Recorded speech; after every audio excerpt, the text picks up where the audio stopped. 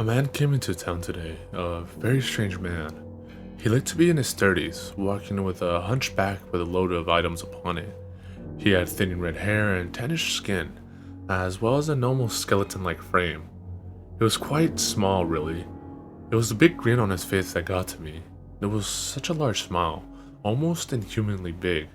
Its edges seemed to stretch beyond his cheekbones and into his eyes. He strolled into town with that joyful expression on his face, speaking in almost whispers to children who were lined along the road. The children would stare, emotionless as he whispered to them. I couldn't make out what he was saying from the distance, so I sat on the centerpieces in the town square, waiting for him to cross my path. I was genuinely terrified, to be honest, but I didn't know why. Yet, even still, I wanted to wait for him. I couldn't explain this curiosity, but it had a hold on me that would not be released until I spoke to the eerie man. He slowly began approaching me, the soft thudding of his footsteps was barely audible over the dull roar in the square. Yet all the same, I could hear it plainly as anything else when I waited in slight panic for him to reach me. He stopped in front of me, still not facing me. I looked up to catch his face. He stared forward, and then slowly turned to me. He never opened his eyes, and the smile never disappeared from his face. Turning his head to me, he opened one eye, and stared directly at me with it. I slumped down, an incredible fear that I had never felt hit me like a wave. He didn't say a word. He only stared into my eyes, with the hawk eye he had opened. I completely lost track of reality. The sounds of the town square around me faded away, and I became immersed in an eerie silence that seemed deafening. I wanted to run, but I couldn't. Nothing would move. My body seemed frozen to the bricks I was sitting on. The smile felt like it was looking at me, almost like there was the true man behind it, not the eyes. I can't explain it, but to put it best I can, the smile seemed ageless, eternal. It echoed in my mind into infinity. My body began leaning away from him. Slowly his head turned back to face the road, and he began to go on his way again. I was shaking violently. I felt like I could throw up. As he walked off, I realized that there were masks on his back. He must have been a mask collector of sorts. That night, I couldn't sleep. All I could think about was the meeting with him in the square. He didn't say anything, but I felt as if he completely disemboweled me with his glance, his piercing eye. I didn't know what it was, but that man was not human. No, he was something else, something very sinister. That ageless feeling wouldn't go away either, as if he was some sort of ancient demon, wandering the earth from city to city, town to town. Why though? I wanted to know more. I was becoming obsessed with the very thing that terrified me more than anything else. Tomorrow, I would search for him and see if he was in town. I had honestly hoped he had left. Yet if he hadn't, I could learn more about it. The next day, I ate breakfast and ran to the square. I saw a small group of people gathered around the small vacant building in the corner. I ran over to see him, the demon, standing in front of everybody. He had his hands together and was speaking about how he was opening his Happy Mass shop here in the square. He preached and preached, come on, come on. To the crowd, they all seemed mesmerized by his words.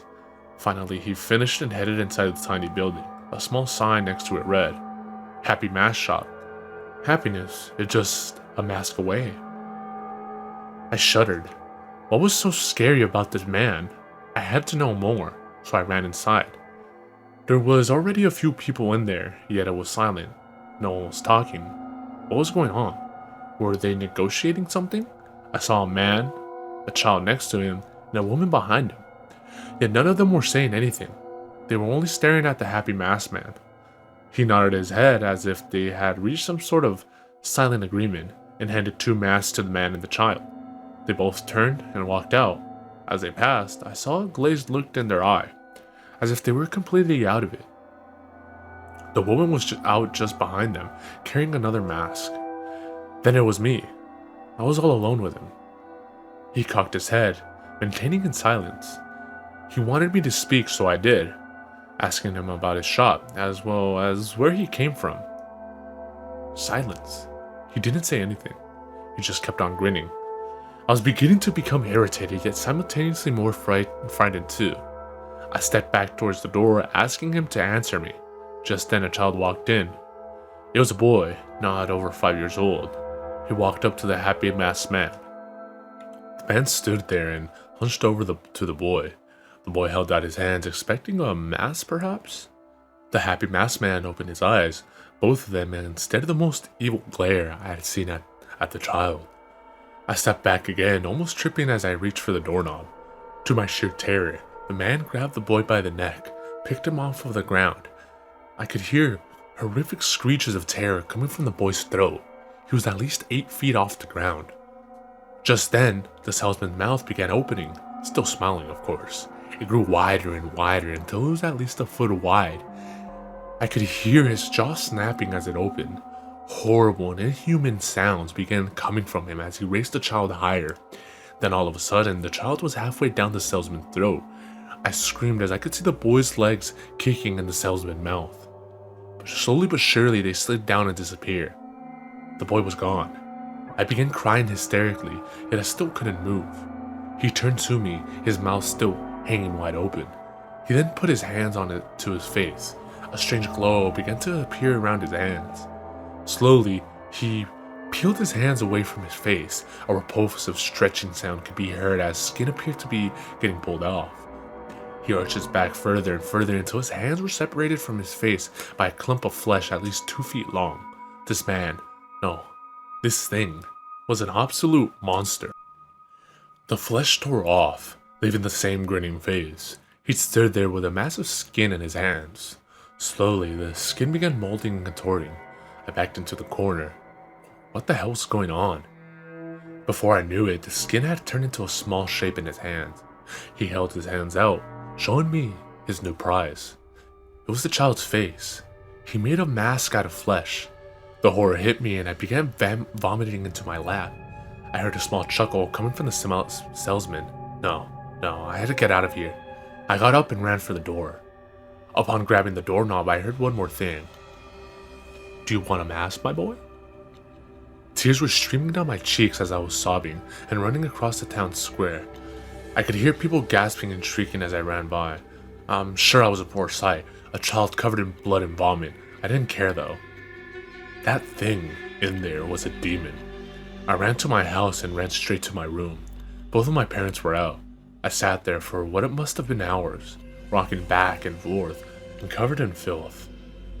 Finally, I got up and looked out the window. The small building was still there, but no one was going in inside it. The sign was gone.